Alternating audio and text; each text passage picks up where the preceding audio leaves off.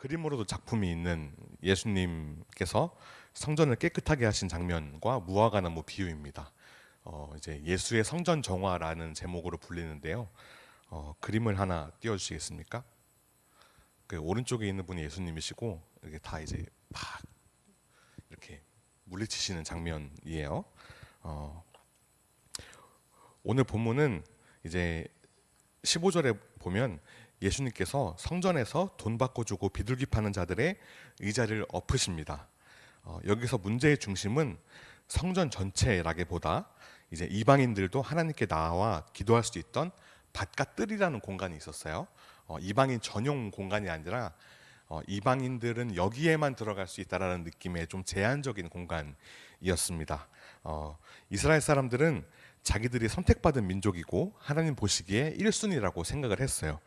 뭐 실제로 그렇기도 하고요. 예수님께서는 먼저는 이스라엘에게 번음을 받았다라고 말씀하시기도 하셨습니다.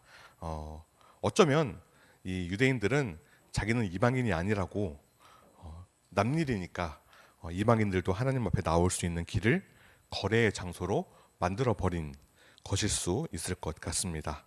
그리고 오늘 본문은 보시다시피 예수님께서 물리적인 힘을 쓰신 거의 아마도 유일한 장면에 속합니다. 저도 예전에 이 본문을 보고 그런 생각이 들어요. 여러분 오늘 본문의 말씀 보시면 어떤 생각이 들었어요? 성전 앞에서 돈 바꿔주고 뭐 지금으로 치면 뭐라고 해야 될까? 그 동전 교환기, 오락실 같은 데 가면 있는 그런 게 있고 뭐 ATM기가 있고 뭐 그런 것들이라고 생각하면 좋을 것 같습니다. 그리고 비둘기 파는 것들. 이제 비둘기는 이제 재물을 이제 드리는 것인데 구체적으로 설명을 드리면 그 당시 성전에는 많은 순례자들이 와서 유월절과 같은 절기, 즉 이제 명절 같은 거죠. 그럴 때 하나님께 바칠 재물이 필요했는데 비둘기는 가난한 사람이 바치는 재물이라는 상징이 있었어요. 그러니까 쉽게 말하면 값싼 재물이었습니다. 그리고 여기서 재물을 팔았던 이유는 이 재물을 가져오는 고생을 덜어주기 위해서 성전 뜰에서 비둘기를 팔았던 거예요. 그리고 꽤나 큰 면적이었다고 합니다. 그리고 이스라엘의 성인 남자라면 매년 성전세가 있었어요. 약간 회비 느낌, 멤버십 느낌으로다가. 그런데 이게 돈이라고 다 받지 않았습니다. 그 당시 이스라엘의 화폐는 이스라엘 화폐와 비슷한 두로라는 지역의 화폐만 받았는데요. 그래서 이걸 환전해 주는 거예요. 뭐 다른 동네, 다른 나라, 다른 지역의 돈을 이제 두로의 은화로 바꿔주는 거예요. 그럼 환전하면 뭐가 발생해요? 수수료가 발생하죠. 그 수수료를 취하는 거예요. 뭐 해설서 같은데 보면 이제 2%에서 4% 정도 이제 수수료를 취했다고 해요. 그리고 비둘기를 이제 흠 없는 비둘기를 제물로 드려야 되는데 그 흠이 있고 없고를 누가 판단하냐? 제사장이 판단했어요. 근데 이 제사장들이 정직하지 못하게 자기들이 팔려고 내놓은 비둘기를 비싼 값에 팔려고 그 비둘기가 흠이 있냐 없냐 판정을 자기 멋대로 하는 거예요. 그냥 봐줄 법도 한데 자기들 비둘기 팔려고 안 돼. 흠이 있는 거네. 우리 거 사야겠다. 어쩔 수 없네. 그러면 이제 울며 겨자 먹기로 비싼 값에 비둘기를 사는 거죠. 그래서 여러분 저는 처음에 마냥 나쁘다고 생각했었어요. 무조건적으로 좀 선입견이 생겼었는데 이 배경을 알고 보니까 그냥 보조하는 도구 정도라고 생각할 수 있을 것 같습니다. 예배를 뭐 마치 뭐 그런 거예요. 아까 말씀드렸던 것처럼 이제 우리 예배당 뭐 우리 교회가 엄청나게 커져갖고 헌금을 이제 실제 현찰로 드리기가 어려운 상황이면 뭐 ATM기가 있다든지 뭐 그런 것들이라고 볼 수 있을 것 같습니다. 그런데 그게 너무 과해가지고 뭐 예를 들어서 제가 아까 ATM기 얘기를 했잖아요. 근데 ATM기를 들여놓느라 여기 본당 입구에 ATM기를 들여놓느라 정작 갓난아이와 부모가 예배를 드려야 하는 유아실을 없애버린 것과 똑같습니다. ATM이 무조건 나쁜 건 아니죠. ATM기로 헌금할 수 있죠. 근데 편의를 위한 장치가 배려받아야 할 예배자의 자리를 밀어낸 것이 문제라는 것입니다. 갓난 아이와 부모가 여기서 예배 드릴 수 없어요. 아기가 우니까. 그러면 유아실이, 그래서 유아실이 따로 있는 건데, 만약에 엘리베이터를 확장한다, 현금 인출기를 놓기 위해서 예, 유아실을 없앤다는 것은 오늘 본문의 구조와 약간 비슷한 구조라고 볼 수 있을 것 같아요. 그리고 한 가지 우리가 주목해서 봐야 할 것은 파는 사람만을 내쫓지는 않으셨어요. 매매하는 자들이라고 했거든요. 매매는, 여기서 매는 구매 판매할 때 그 매자예요. 매가 두 번 들어갔으니까 사고 팔고겠죠. 이것은 재물을 사는 행위가 무조건 죄라는 뜻은 아닙니다. 문제는 성전을 드나드는 사고 파는 행위 전체가 하나님을 만나고 기도해야 할 자리를 시장처럼 만들어 버렸다는 데 있습니다. 성전을 거래의 공간으로 바꿔버린 이 구조를 이제 뭐라고 하신 거죠. 그리고 예수님이 하시는 말씀이 내 집은 만민이 기도하는 집이라. 이거는 이사야 56장 7절 말씀을 인용하신 건데요. 여기서 만민은 뭐겠어요? 당연히 모든 사람입니다. 우리는 만민 하면 당연히 모든 사람을 떠올리는데 사실 이 당시에 만민이란 개념은 조금 받아들이기 낯선 개념이었어요. 왜냐하면 유대인들은 앞서 말씀드렸듯이 자기들이 선택받은 민족이었고 이방인은 이방인이었기 때문입니다. 이방인들도 하나님께 나올 수 있는 기회를 이 제사장들, 서기관, 바리새인들이 자기들 이 돈을 벌려고 이제 거래 장소로 막아버린 거예요. 그랬기 때문에 예수님께서 화를 내시고 이 그림처럼 내쫓으신 것입니다. 성경에서 이방인은 기본적으로 유대인이 아닌 모든 민족을 말합니다. 그런데 이게 밀려났다는 것이, 이방인의 뜰이 거래 장소가 되었다는 것이 예수님을 분노케 한 것이지요. 우리는 이 의미를 통해서, 이 메시지를 통해서 성전의 의미를 되돌아볼 필요가 있습니다. 성전은 예배드리고 하나님 만나는 곳입니다. 가장 최우선 목적이에요. 가끔은 잊고 살 때가 있는 것 같습니다. 어떤 프로그램이나 콘텐츠를 하는 수단 등으로 변질될 때가 있습니다. 콘텐츠, 프로그램 좋죠. 제가 수련회 때 막 레크레이션 강사님을 모시고 막 뭐 찬양팀도 막 이렇게 모시고 한 거는 여러분들의 예배를 돕기 위한 장치였어요. 근데 그게 만약에 막 너무 과해져서 예배 시간을 침범하거나 뭐 찬양팀이 막 갑자기 자기 실력 드러내는 시간으로 바뀌어 버리면 그거는 이미 본래 의도를 잃어버린 것입니다. 이런 것들은, 프로그램들은 우리가 어제 한강 갔다 온 것처럼 그런 것들은 교회의 문턱을 낮추기 위한 장치. 그러니까 조금 이제 여러분들은 이 말이 더 편할 거예요. 진입 장벽을 낮추기 위한 구조 장치이지 그게 주는 아니라는 것입니다. 우리 매주 한강 갈 수 없어요. 저도 시간이 안 되고 그래서도 안 돼요. 그래서도 안 된다는 의미는 뭐 거의 여러분 예배 대부분 한 번 드리잖아요. 예배 한 번 드리는데 한강을 한 번 간다? 이거는 조금 안 맞는 것 같아요. 어쨌든 누군가는 이렇게 말해요. 말씀과 기도만 하면 안 된다. 요즘 같은 시대에 프로그램들 많이 있어야 된다. 물론 틀린 말은 아닙니다. 저도 부분적으로 동의합니다. 그런데 자칫 잘못했다간 프로그램 위주로만 교회가 운영될 수 있다는 것이죠. 말씀과 기도와 예배는 기본입니다. 그리고 결국 살아남는 곳은, 시간이 지나서 살아남는 곳은, 살아남는다고 표현하기가 좀 그렇긴 하지만 결국에 남는 곳은 본질을 잃지 않는 곳이 무조건 남아요. 그렇습니다.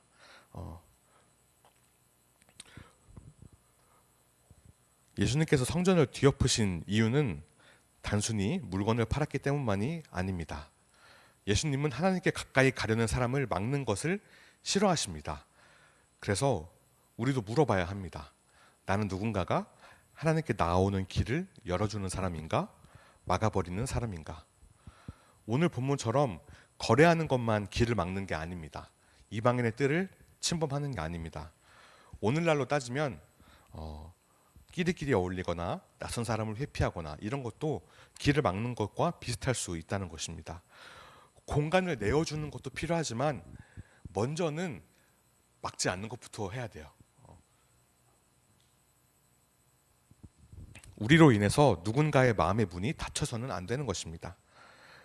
하나님은, 예수님은, 성령님은 당신 앞에 나오는 자를 막지 않으십니다. 어떤 것 때문에 나오는 게 막힌다면 이렇게 말하기 좀 센데 그걸 치우시기도 하십니다. 오늘 본문은 그걸 이야기하는 거예요. 그런데 여러분, 마가복음은 이 성전 정화 사건을 그냥 딱 하나만 써놓지 않습니다.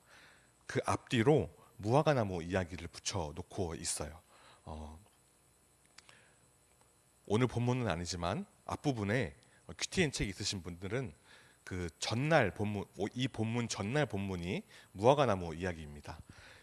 무화과나무 있고 성전 정화 있고 또 무화과나무 있어요. 샌드위치 구조예요.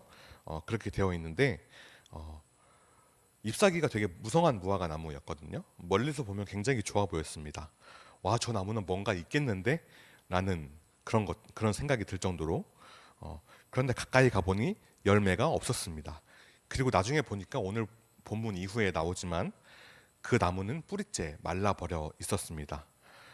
마가복음을 쓰던 마가는 이 무화과나무 이야기를 성전을 깨끗하게 하신 이야기 앞뒤에 왜 넣었을까요? 이유는 분명합니다. 잎은 무성하지만 열매가 없는 무화과나무처럼 성전도 종교적인 활동은 많았지만 하나님이 찾으시는 열매는 없었기 때문입니다. 성경은 단순히 교회 건물만을 말하고 있지는 않습니다. 우리 몸이 성전이라고 하십니다. 예수님께서 헐어버린 성전을 사흘 만에 다시 세우겠다고 하신 것, 그것은 건물이 아니라 나의 몸, 자신의 몸을 말씀하신 것처럼요. 여러분 자신이 성전입니다. 여러분 성전은 어떠세요? 여러분들의 이름을 넣어서 하윤이 예나 성전은 어떠신지, 네. 믿음의 알맹이로 꽉 차 있는지 아니면 겉만 번지르르 한지 한번 돌아보아야 할 것입니다. 우리가 신앙생활하면서 조심해야 될 것 중 하나가 바로 겉모습만 번지르르한 신앙생활입니다. 열매가 알맹이가 있어야 돼요. 부끄러운 이야기지만 저도 사람들에게 한때 잘 보이려고 카톡 프사, 상태 메시지, 배경음악, SNS, 게시물, 공유하는 거, 댓글 이런 거 다 신앙적인 걸로 꾸몄던 적들이 있어요. 그 중에서는 솔직히 말할게요. 제가 신학대 다닐 때 좋아하는 자매에게 잘 보이기 위해서 믿음 있는 사람처럼 보이고 싶어서 제가 하나님을 이용해서 호감을 사기 위해서 그랬던 적도 있습니다. 부끄럽게도. 어쨌든 이게 왜 위험하냐면 이런 것들을 해놓고서 여러분들의 삶이 따라가지 못하면 여러분 스스로도 사람들도 여러분을 말라비틀어진 무화과나무로 보게 된다는 것입니다. 거래만 하는 성전이 되어버리고 맙니다. 현실적으로 말하자면 사실 우리 민수 어제 들었지만 사람들이 기독교에 대해서 많이 욕하고 하는데 근데 아직도 기독교인 하면 여러분들에게 요구되는 도덕적인 기준이 아직도 높아요. 아직도 높아요. 예수 믿는 사람이면 이래야지라는 기준이 분명히 아직도 있습니다. 여러분이 카톡 프사 이런 거 다 막 해놓고 하더라도 삶으로 따라오지 못하면 여러분 인생 하드모드 셀프로 만드는 거예요. 하지 말라는 게 아니에요. 그에 걸맞은 삶을 살아야 한다는 것입니다.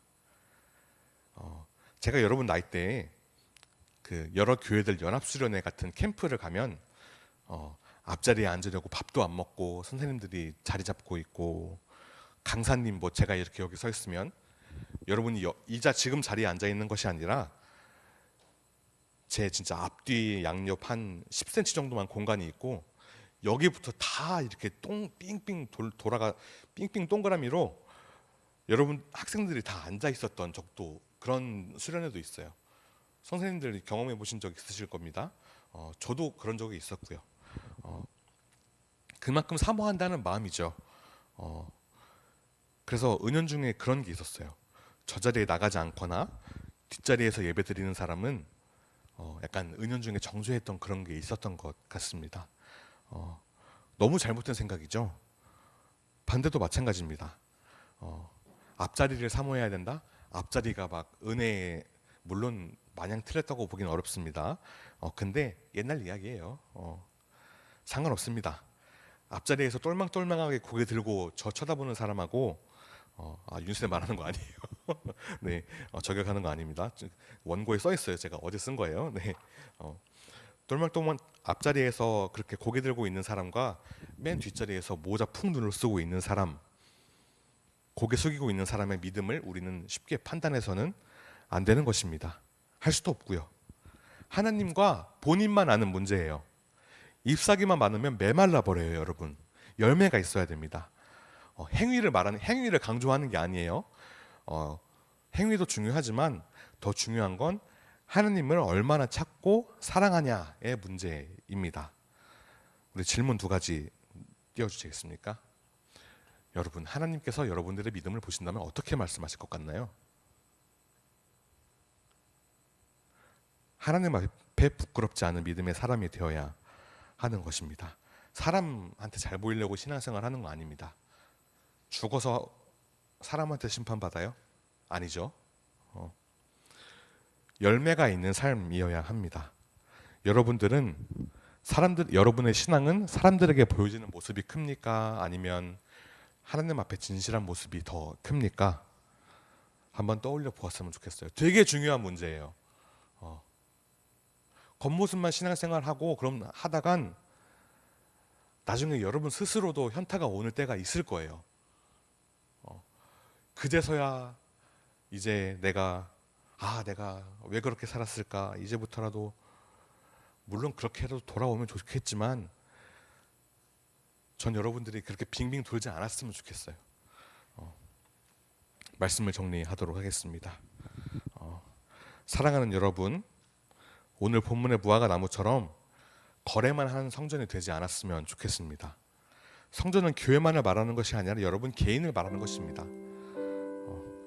여러분의 성전을 잎사귀만 겉모습만 번지르르한 신앙으로 꾸미지 마시고 거래 장소가 된 성전처럼 의미를 잃어버리지도 마십시오. 하나님 앞에 부끄럽지 않은 믿음의 사람이 되십시오. 여러분, 사무엘이 다윗을 기름 부을 때를 기억하십니까? 원래는 누구에게 기름 부으려고 했냐면 맏형인 엘리압에게 기름 부으려고 했어요. 근데 뭐라고 써있냐면 엘리압은 제가 글자 그대로는 생각나지 않지만 얼굴이 잘생기고 키가 커서 이 사람이 하나님이 보내신 분이구나라고 기름 부으려고 했어요. 근데 아니라고 하셨죠. 사람은 외모를 보거니와 나 하는 여호와는 중심을 보느니라라고 하셨습니다. 여기서 외모는 이렇게 해서 미안해요. 이것만을 말하는 게 아니에요. 여기서 외모는 여러분의 신앙의 외모이기도 합니다. 꾸미기 해봐야 알맹이가 없으면 마찬 꽝이에요. 여러분 탁구 하십니까? 탁구? 다이어리 꾸미기 하십니까? 다이어리 막 그 스티커랑 막 뭐 붙여놓고 했는데 딱 이렇게 열어봤는데 아무것도 없어. 똑같은 거예요.